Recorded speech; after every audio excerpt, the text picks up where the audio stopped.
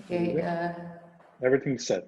Yeah, okay. So I will continue in English, if that's okay. I'm able to understand. Yeah, I'm able to understand Slovenian, but I'm not able to speak in Slovenian. So thank you for the opportunity to participate in this event. I will just tell shortly about some situation in Serbia and our experience in some development and implementation, and as Lasse said, some examples and recommendations that might be interesting for your cities as well. So, as you may know, SAMP is not obligatory in Serbia, but we have some examples. The first SAMP was developed in Kruševcu, and we worked a year and a half for this document. And then the city of Valjevo developed this document through project City Walk Interreg program, and there is an example of a smaller municipality of Kladovo, but they have a focus on also a wide region of National Park Đerdap, and also about sustainable movement of tourists. So they have like sustainable tourist regional plan. There are a few more examples, city of Šabac and Pirot, and you can see the number of inhabitants noted here. They have developed their SAMP with the expert support. It is almost ready for the adoption, but since this COVID situation and that we have the election this Sunday, the adopting process is pending on, but it will be soon. And there is also some development process in the city of Belgrade. What is the difference? In Belgrade, they have the Department for the Improvement of Sustainable Urban Mobility and also the budget, which is quite good. So if you have a city budget for some development and implementation, that's good. But if you don't, like we don't have, you don't have to be a desperate. There is solution also for that. Just to introduce where is the city of Kruševac, approximately 200 kilometers on the south from the city of Belgrade. It's in the valley, but we have some mountains and hills. Majority of the population, more than 60%, live in this urban area. So in urban area, we have like 80,000 inhabitants, and in total we had 101 settlement. So I will not explain in detail about the SAMP, but you can find the link here and you can see the document. As I already noted that we didn't have national guidance or experience, so we learn from other cities and also through involvement in different projects. We have created the committee and 3 working groups from various stakeholders, and what we have paid attention, and you can see of these pie graphs, we pay attention about gender of the participants, so we succeed to have equal number of the men and women that has participated during this process. Also, the challenge was the implementation. So we didn't want that we have another document just in a book. Since we don't have a budget and didn't have the national guidelines, we created a committee from city members and also from parking company and public transport company, and also some of the participants are the members of the city committee for traffic safety and budget fund for the environment protection, which is quite important because these committees has their own budget, which can be used for the sustainable urban mobility. And since we have a good experience with the network of eco coordinators in schools and kindergartens, and we saw the examples in city of Reggio Emilia about these mobility coordinators. So we have formed the network of mobility coordinators in schools and kindergartens and cover the total area, not only the urban part, but also in the rural area. And I can say that they are not new people, but from the existing employed people, we appointed one person, which is the link with this committee and the school and kindergarten. So may I say that the adoption of the SAMP affected the reshaping of the city, and we have implemented some measures to improve accessibility, attractivity of the place. There are new information about the public transport and also some improvements in extension of the park. And I just want to show some photos before and after. It was quite popular to reshape the junctions with the traffic lights and to introduce these roundabouts with fountains and greenery and sculptures. These are just a few of them. We have a lot, but I wanted to share these photos that you can see the positive things that our traffic planners in recent pay attention more about the pedestrian and accessibility. As you can see here that these pedestrian crosses are in the same level. There are no barriers, so you don't have being such an athlete that you can jump over the curbs, and it's much more easier for people with baby strollers or with disability to move. But as you can notice here, there is no infrastructure for cyclists. And maybe because also there is no strict regulation about the cyclist infrastructure, and old mindset within decision makers and urban planners and old school. And when we asked our traffic planners why they didn't implemented this, they said, oh, but we don't have cyclists, they don't see them, they are quite invisible. And that is just like in people nature, that they not pay attention to all things. And we just saw this opportunity to make cyclists more visible with smaller measures. So we implemented this parking for the cyclists in U shape and put it on a visible spots near the roads, near the buildings, and suddenly we have a lot of bike parks there. So the bikes are already there, but they are not so visible. And it is quite important that with this small measure we trigger that companies also installed on other places, so you don't have always to use your own money.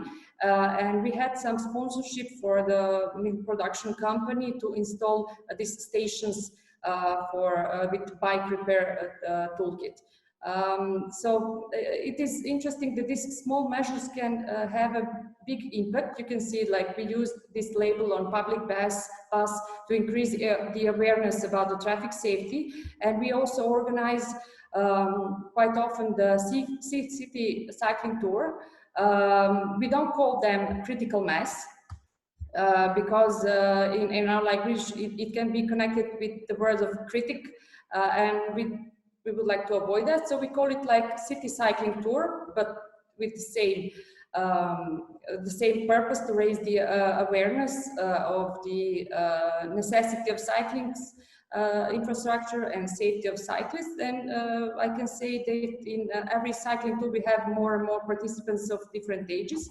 As a final tool that we use to create more visibility for cyclists, we install this cyclist counter in one street. That was really interesting project in that street, which is quite straight, 2 kilometers. They had 4 lanes, and we took the side lanes from both sides and turned it into bike lanes. So we had the bike lanes 2.5 meters wide.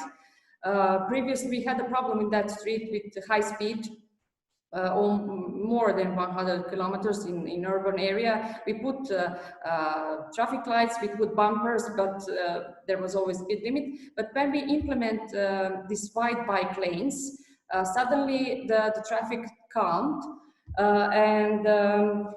Interesting things, but when we had some critics why we implement this wide street, there are no cyclists, but we put this equipment on 28th of February this year, and you can see that in 3 months we had more than 40,000 bike rides in this street, which is quite high number considering that we were in lockdown in that period of time.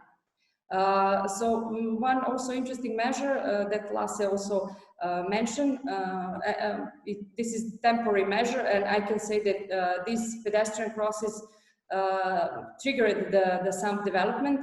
5 years ago, the decision makers and traffic planners planned to put a traffic light for the pedestrian here in the city center, because we always have this congestion, and they said pedestrians are the problem, so we need traffic lights.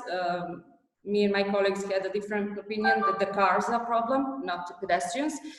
So in 2015, we, for the European Mobility Week, implemented like a temporary measure of closing the city center street for the 7 days every evening, and just let it out for the people to use it. And based on very positive reactions, every year after it, we extended the measure. So last year we had this traffic situation from the mid of April until mid of October. And what is the positive thing of this? That the people that lives in this area, this is like in ground area, we have the shops, but up residential area, they notice it that there is a lot less noise, and also there is a positive feedbacks from the shops. The children likes the most, and the positive things that there is a change of the perception of the usage of the public space. And since the next year, in 2021, will be the city anniversary, 650 years of the establishment of the city, the decision makers decided to have a new look of the city center. So this year we will have some construction works and change the city center. You can see the video about European Mobility Week and how we have created here. So you will have this presentation, and there are hyperlinks to the SAMs and also some video materials.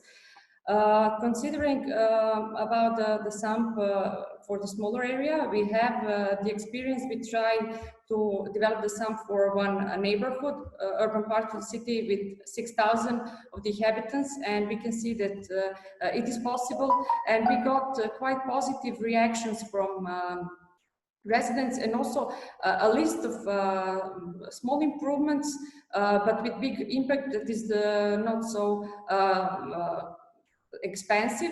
And we also use field visits and many opportunity to direct speak with residents, and we pay attention to have the different age and gender groups to have different comments.